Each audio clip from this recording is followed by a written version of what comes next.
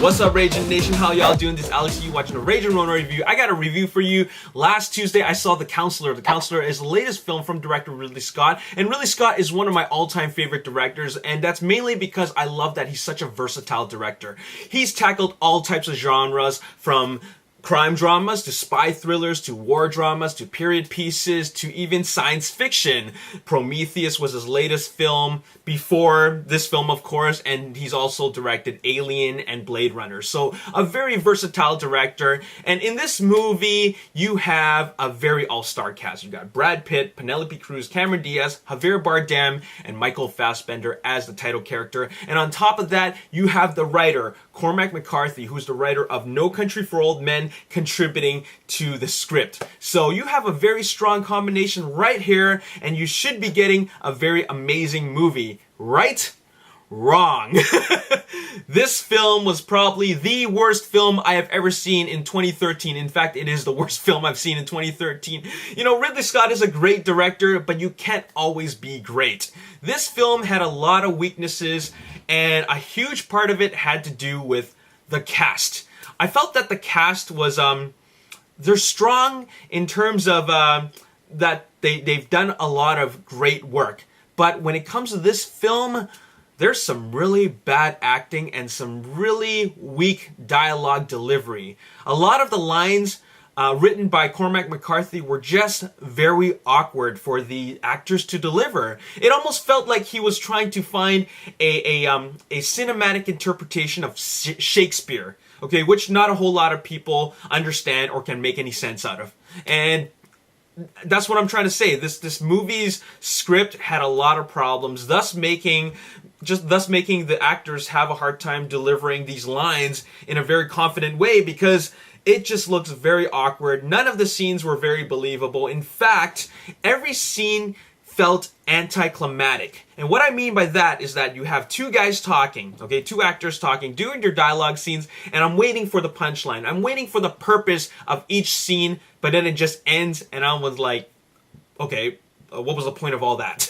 How does that contribute to me liking the character more? Or how does this piece of this scene, this cinematic piece, contribute to the story? Okay, it doesn't. And I don't know what is going on here, but this movie was a very awkward film to watch. It was a very unbearable film to watch, just because, like, there's this scene with Cameron Diaz talking to Penelope Cruz, and I just find it extremely painful to watch. And I don't know what it is. Is it the fact that she has never played such an evil character, or is it the fact that she's just better doing comedy? I don't know what it is, but the fact is that this movie has a lot wrong with it.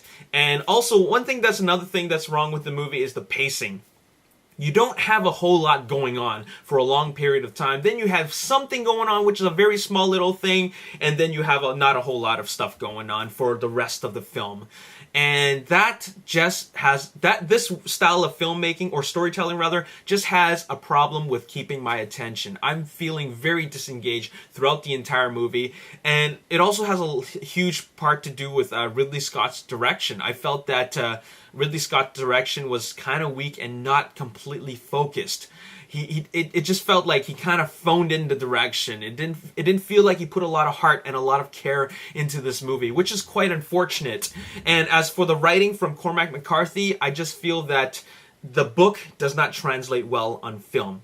I don't know what it is, but it didn't translate well on film. No Country for Old Men translated very well on film. And it had I guess a huge part of it had a lot to do with the Coen brothers directing. But Ridley Scott did it, he really missed the mark with this one. Now, I'm going to give this movie a 2.5 out of 10.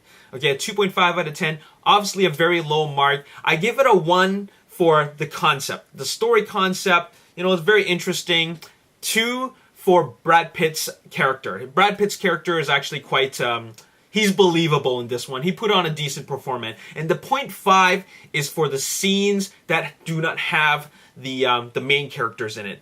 Now, when they have scenes like where you have minor characters or supporting characters, you know, delivering the drugs and having you know, scenes of how the drugs are you know, the drug trade is done, you know, how it's executed. That is very interesting to me. But none of these scenes actually have any of the main characters in them. These scenes are interesting. Okay, I wish that they had more of these scenes, because these scenes really progress the story.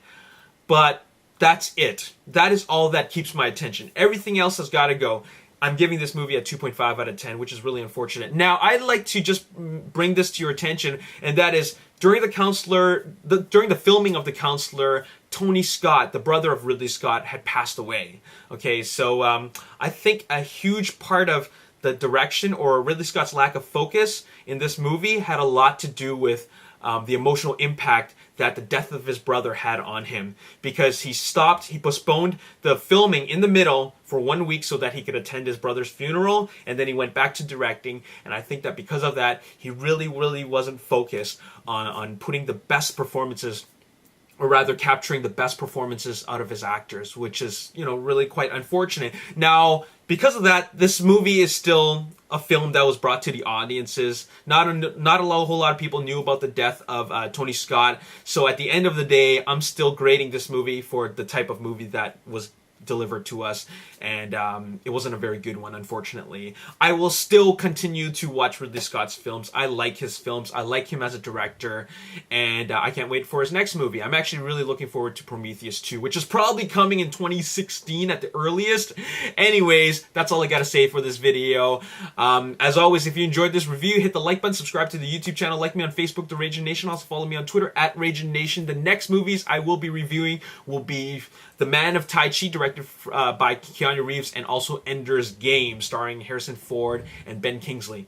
All right, so there you have it. That's all I got to say. I'll see you next time. Peace. And then when they brought in the you know, the intervention, okay, the intervention, I'm just gonna call it that. I don't want to spoil anything. Once the intervention